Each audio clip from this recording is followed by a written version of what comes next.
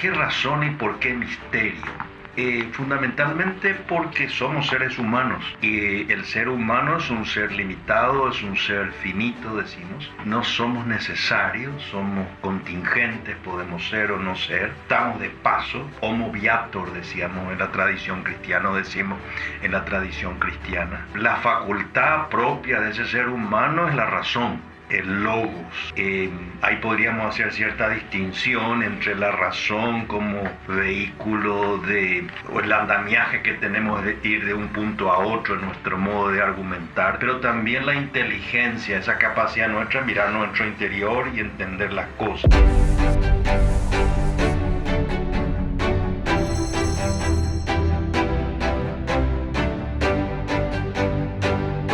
Bienvenidos a Razón y Misterio, conversaciones con Mario Ramos Reyes. Soy el profesor Víctor Vargas, estoy en compañía del profesor Mario Ramos Reyes. Un gusto, profe, saludarlo. Muchas gracias por esta mañana de nuevo contigo, Víctor.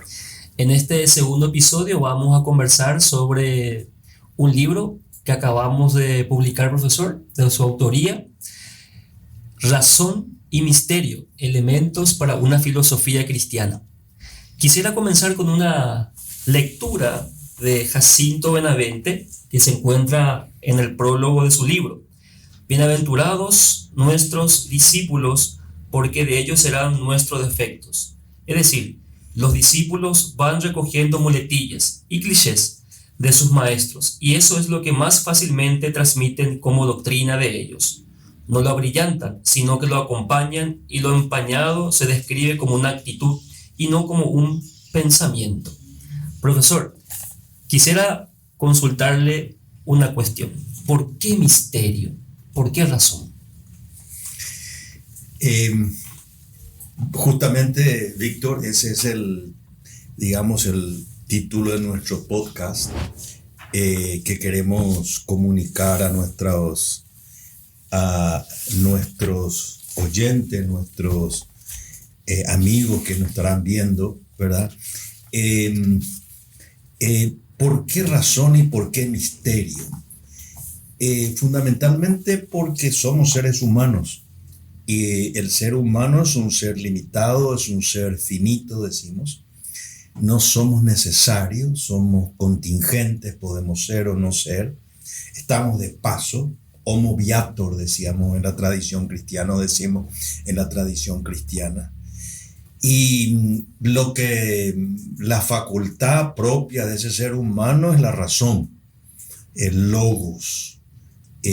Ahí podríamos hacer cierta distinción entre la razón como vehículo o el andamiaje que tenemos de ir de un punto a otro en nuestro modo de argumentar, pero también la inteligencia, esa capacidad nuestra de mirar nuestro interior y entender las cosas.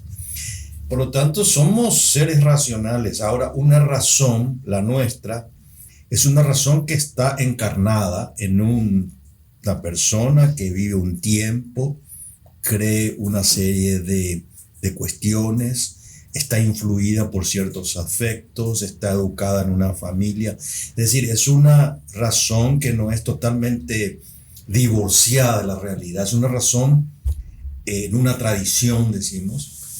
Y la visión que yo tengo de la filosofía es, en ese sentido, una razón en una tradición que tenemos que mirar la realidad. En este caso, la realidad paraguaya latinoamericana dentro de un contexto global. Y por otro lado, la palabra misterio, que está relacionada con la razón, porque esa razón no es una razón absoluta, no es una razón divina, es una razón humana. Y si es una razón humana, mira las cosas, entiende las cosas, razona las cosas o los principios, pero no de manera exhaustiva, no los agota totalmente porque no tenemos la mirada atemporal de Dios, digamos. Entonces, misterio es como algo que no es un enigma, pero es algo que rebasa la razón. Es lo otro con mayúscula, que es lo mismo que decimos de Dios.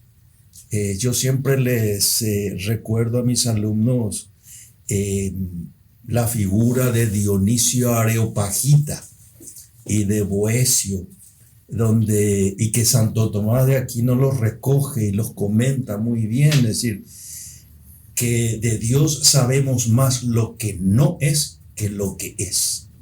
Eso está troncado, digamos, por esa confianza en la razón que puede descubrir cosas, pero no puede agotar, y mucho menos tener una definición de Dios, que es una cuestión que yo creo que es un error filosófico. De Dios se le contempla. Por lo tanto, viene la palabra misterio. Entonces, nuestra vida está hecho de misterio. Es decir, no tenemos como un mapa exacto de aquello que va a ocurrir, de aquello que tenemos que decir. Tenemos simplemente un carácter con cierta prudencia, pero nuestra vida es un misterio. Y entonces, el libro tiene una serie de temas que a lo largo de una tradición multisecular de la filosofía cristiana fue tocando ciertos temas con mucha humildad. Humildad en el sentido, no hay un triunfalismo de la razón, no hay un racionalismo. Decimos, bueno, la ciencia y la razón va a descubrir todo y va a llegar su tiempo. Yo no creo en ese triunfalismo. Entonces el libro va un poco en esa línea. Profe, y en este sentido podríamos también preguntarnos lo siguiente: razón y misterio, dos realidades distintas. Maritain decía, distinguir es conocer, pero en esta distinción no es una distinción para separar, sino que para unir. Entonces, la pregunta es, ¿hay o no hay contradicción entre razón y misterio? No hay contradicción, no hay contradicción. Incluso podríamos utilizar el lenguaje existencial de Gabriel Marcel en ese sentido. Hay realidades en nuestro mundo que son problemas. El problema es algo que yo tengo enfrente y que tengo que resolverlo para avanzar. A veces puedo esquivar el problema, pero eso no me resuelve el problema. Y el problema puede ser de distinta naturaleza. Puede ser un problema, comenzar un problema matemático o un problema de una enemistad que tengo otra persona. Entonces tengo que hablar con el fin de dilucidar. Entonces, eso puedo resolver, es un problema. Pero hay realidades en nuestra vida que no son problemas, son misterios. Es decir, el sentido de la vida es un problema. Bueno, es un misterio. Misterio en el sentido que yo no puedo resolver de manera idéntica como yo puedo resolver un problema matemático. Es de otra índole, de otra condición, de otra naturaleza. Y entonces estamos como cabalgando sobre esas dos dimensiones humanas que se van relacionando, que se tocan, pero no se confunden, y que uno tiene que ser consciente que no todo en la vida se puede resolver. Ahora, eso no quiere decir que enfrentando esos misterios uno no tenga la esperanza de aclararlo lo que más que uno pueda. Y en eso viene la ayuda de la filosofía y también, por supuesto, de la luz de la fe. Yo vería por ahí un poco la reflexión. Entiendo, profe. Otra cuestión también que muchas veces nos hemos olvidado, haciendo hincapié un poco en la cultura actual, una cultura posmoderna, una cultura relativista, donde no hay espacio para la verdad, y si no hay espacio para la verdad tampoco hay espacio para la contemplación. Entonces la pregunta es, ¿por qué lo práctico necesita de la contemplación? Es muy interesante la pregunta. Necesitamos contemplar, ver lo que las cosas son, porque eso es nuestra guía, la guía de nuestro actuar. Pero déjame que te toque la cita de Benavente, que tiene relación con esto. Jacinto Benavente, uno de los grandes literatos españoles de principios del siglo XX, decía, por ejemplo, de manera jocosa esa frase, que aquellos nuestros discípulos heredarán nuestros defectos, digamos, y presentarán esos defectos como si fuera una gran enseñanza, y al final lo que están haciendo es ocultar nuestra propia doctrina. Benavente y Ortega también lo parafraseaba, pero lo que ocurre con el discípulo, o los que somos discípulos de alguien, es que el maestro, cuando ha impactado en nosotros a través de un encuentro y transformado nuestra vida, nosotros tendemos a idealizarlos, a romantizar, y entonces creamos no solamente una fidelidad a la doctrina del maestro, sino hacemos yo diría, una suerte de leyenda alrededor del maestro, que viene un poco del afecto, no del sentido de tergiversar lo que el maestro dijo, de mejorarlo, no, viene del afecto, y a veces no medimos, digamos, el juicio que tenemos.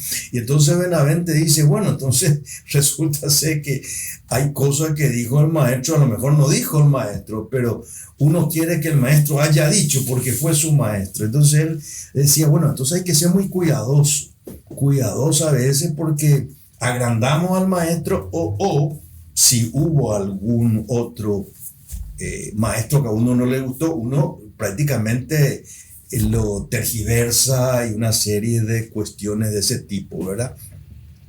Pero volviendo, esta es simplemente una acotación sobre eso, pero tu pregunta,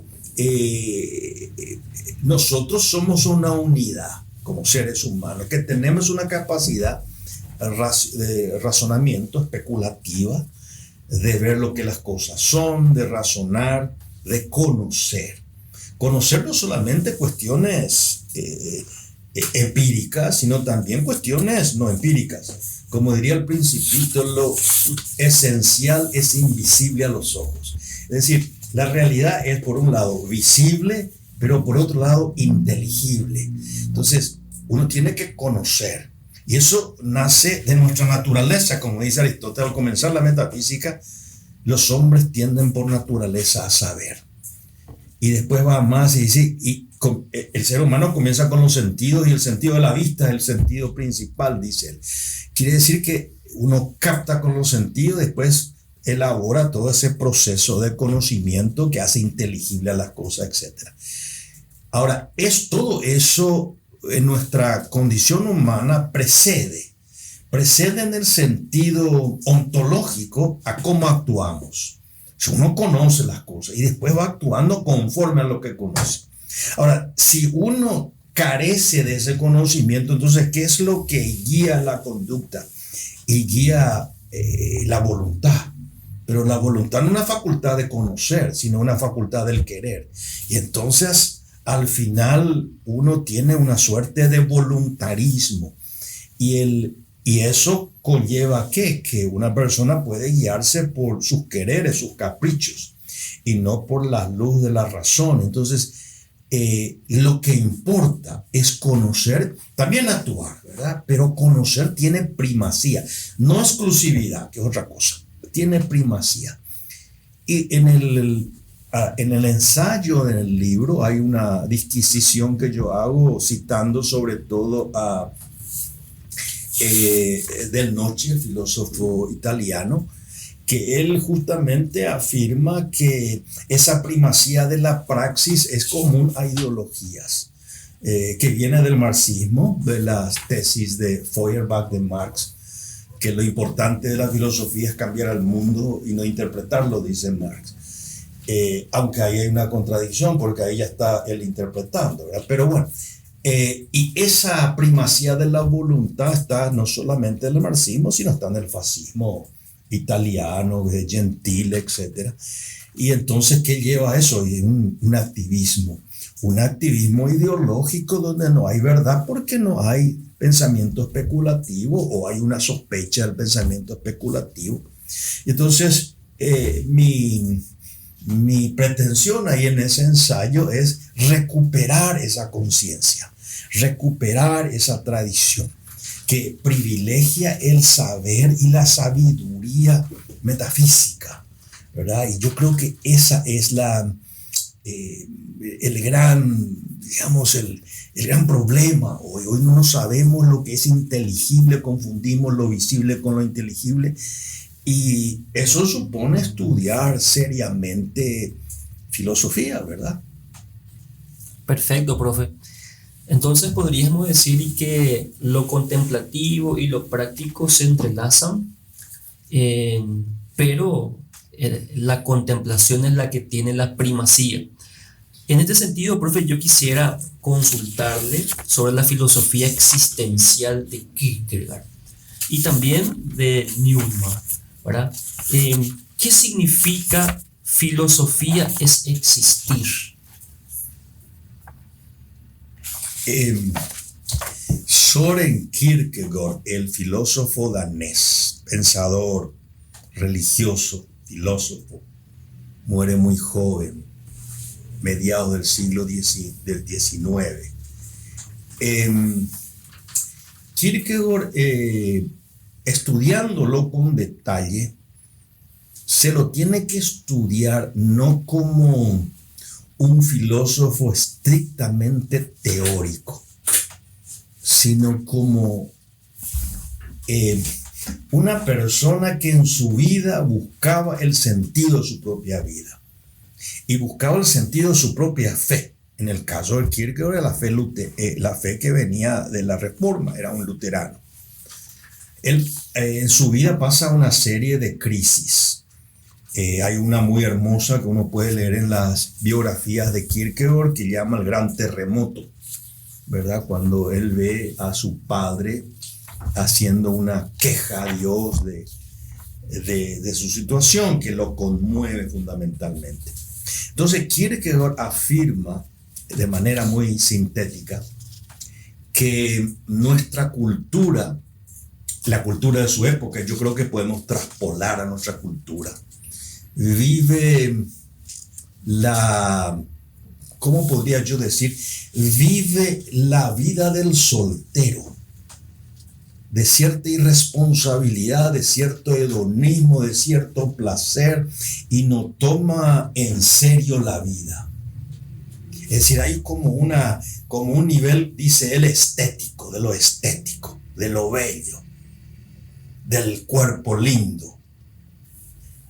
Pero la vida no es eso, dice. La vida es tomar en serio la vida, porque la vida tiene una limitación. Y entonces tiene que haber un salto de calidad en la vida. Y entonces cuando el ser humano, esa persona, toma en serio su vida.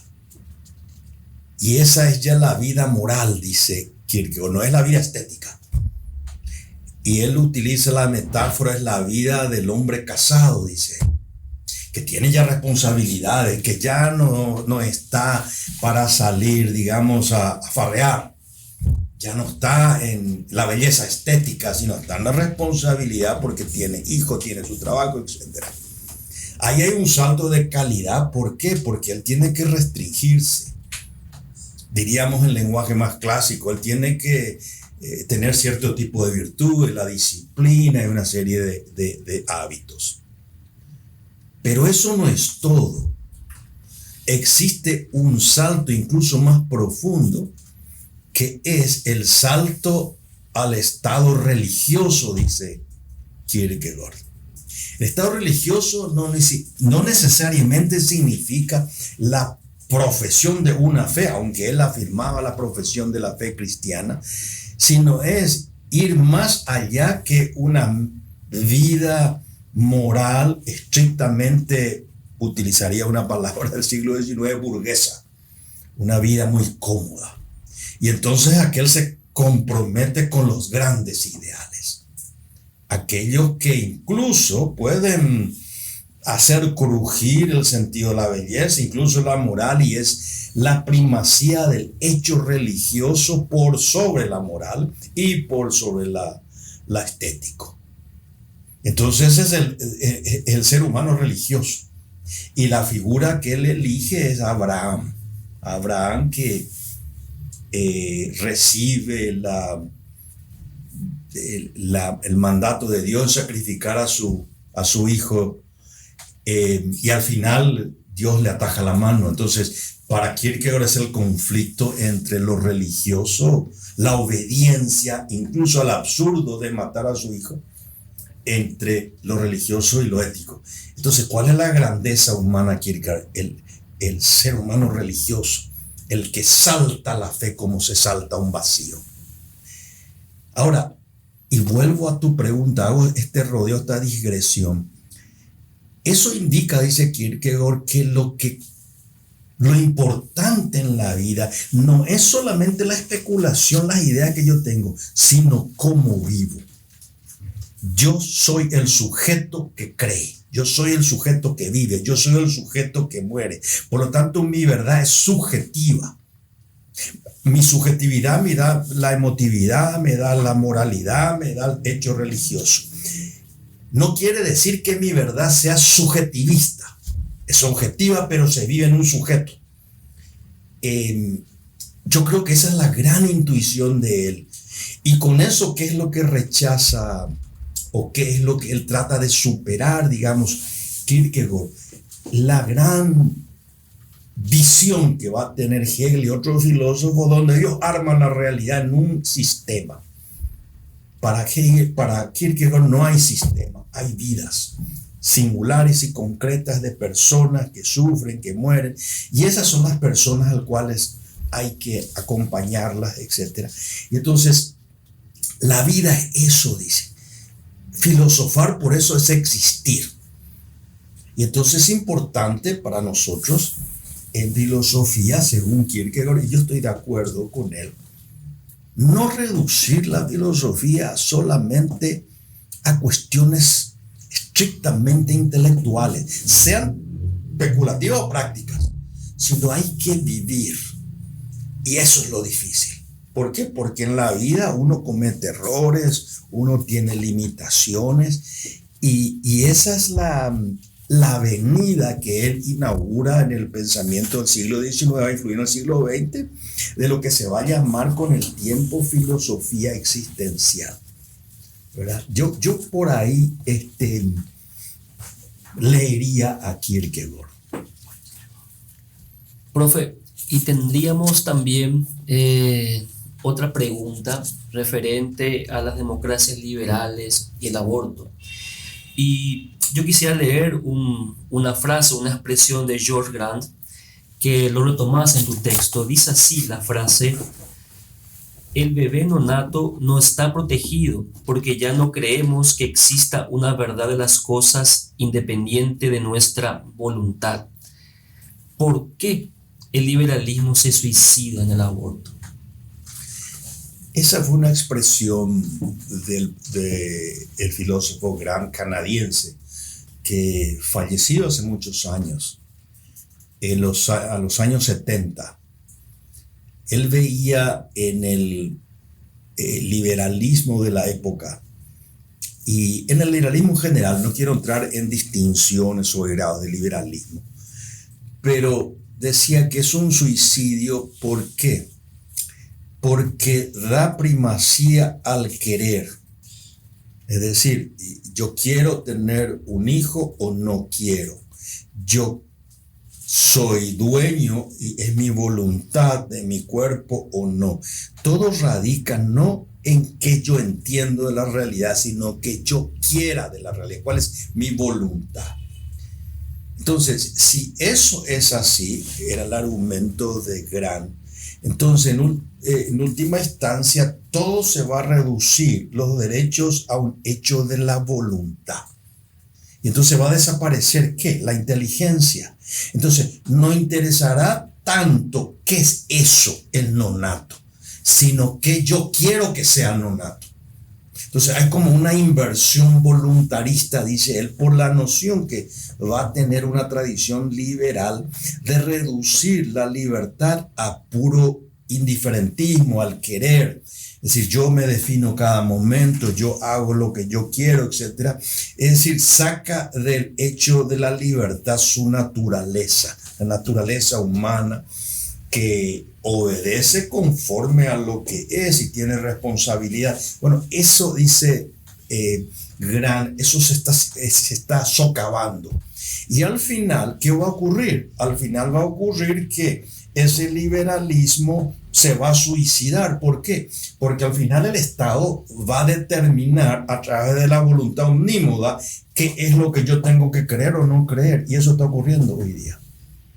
Ocurriendo hoy día en varios estados constitucionales donde se están consagrando derechos que niegan propiamente la humanidad de la persona. Y esa yo creo que es la idea así, dicha de manera sucinta y que está, digamos, explicada en ese ensayo que tiene una dimensión constitucional, una dimensión política, pero en el fondo es una cuestión de orden filosófica, es una cuestión de orden metafísico, que es lo primero, la razón, la especulación o la voluntad. Entonces hay una antropología deficiente. Yo vería por ahí la reflexión de Grant. Y de hecho, profe, que hay una antropología deficiente porque las antropologías que se nos presentan ahora no están metafísicamente fundadas. Claro, por supuesto. Y eso indica algo que ya dijimos en otro podcast, que no hay maestros, no se enseña una tradición que viene de una sabiduría multisecular que rescata ese tipo de saber, sino que muchas veces se enseña lo que está de moda, una verdad cronolátrica. Se hace una lastría del tiempo. Es decir, lo último es lo verdadero, digamos así. Eso en filosofía no es así. La filosofía avanza por profundización, por reflexión, no por novedad. La novedad es contraria fundamentalmente al saber filosófico. Otra consulta, profe, que quiero hacerle es sobre la cuestión de la política. ¿La política es un arte o es un deseo o es una ciencia? ¿Cómo entendés la política?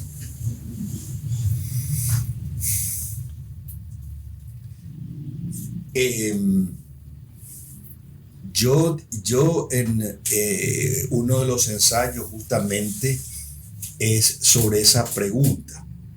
En principio, aventuraría esta tesis. La política llega a expresar, a manifestar el florecimiento del deseo humano. ¿Y cuál es el deseo íntimo humano en el mundo de la razón práctica, digamos? Bueno, la felicidad. ¿Y cómo se logra la felicidad? Bueno, el mismo Aristóteles da sus ingredientes, ¿verdad? Tener cierta salud, cierta fortuna, conocimiento, condición ética, la suerte también dice él, la eudaimonía, pero también esa eudaimonía, esa felicidad tiene que estar cobijada en una polis, en una ciudad, en una comunidad política. Por lo tanto, no hay felicidad sin comunidad política. Es decir, la persona aislada no puede ser feliz. ¿Por qué? Porque le falta un ingrediente, el pegamento de esa felicidad, que es la amistad. Bueno, entonces, si eso es así, la política, y una política que ordene ese bien, ahí viene el bien común, va a ser la culminación del deseo, el deseo propiamente humano. Y ahí vienen los grandes ideales políticos, que hay personas que están dispuestas a morir por esos ideales. En ese sentido, la política es con la culminación de ese deseo. La política es una pasión, es un amor. Ahora me objetará mucha gente, dice, bueno, pero la gente está por interés. Bueno, pero eso es una desvirtuación de la política. Esos son ciudadanos que utilizan el deseo noble de tener la plenitud de la felicidad por una cuestión egoísta, etc. Y ahí entra en juego la libertad humana. En ese sentido yo creo que es un deseo. Ahora bien, podríamos nosotros también retrotraernos a la visión clásica de la filosofía, que también formaba parte del deseo, como la filosofía, el deseo, la sabiduría. Que la política es una ciencia, como dice bien Aristóteles, una ciencia práctica. ¿Qué supone? Supone ciertos principios y cómo actuar esos principios en una comunidad. En ese sentido es una ciencia, es decir, ciencia en el sentido que uno puede estudiar las causas, causas que generan, digamos, el hecho político, podemos reducir a 4 causas, etc. Que va a durar en la humanidad posiblemente hasta el Renacimiento, y todavía hay filósofos que mantienen ese paradigma clásico como una sabiduría que es una ciencia y que estudiar, pero una ciencia no estrictamente empírica, una ciencia con fundamento metafísico, una ciencia en sentido clásico. En Estados Unidos, Leo Strauss, el filósofo alemán de los años 30, es un ejemplo muy interesante de la sabiduría de la ciencia política en la tradición clásica. Pero claro, ese paradigma se va a romper en el Renacimiento con Maquiavelo. Maquiavelo va a introducir un modo donde hace la política no una ciencia, sino una suerte de arte. Y lo va a introducir a través de su príncipe. Hay un capítulo 15, donde él reflexiona y dice: la ciudad humana no es lo que aquellos que han pensado el ideal, refiriéndose a Platón, sino que el fin es simplemente mantenerse en el poder. Entonces es un arte de mantenerse en el poder. Eso desvirtúa toda la tradición de la moralidad, etc. Y es un paradigma, un modelo que va a devenir y se va a llamar maquiavélico, semi-maquiavélico, etc. Y entonces esas serían las 3 connotaciones. Yo me asumo que la política sigue siendo un deseo de plenitud dentro de unos principios de una sabiduría clásica. Le agradezco, profe, por estas reflexiones que hemos hecho en torno a estas grandes cuestiones que hoy nos acucian a nosotros los seres humanos, que vamos peregrinando en la búsqueda del saber para encontrarnos con la verdad, y que esa verdad ilumine nuestros deseos, nuestras acciones, nuestro vivir cotidiano. Muchas gracias, profe. Muchas gracias, Víctor, y también a nuestros oyentes, muchas gracias por la atención en este podcast, y esperándolos la próxima semana un nuevo capítulo.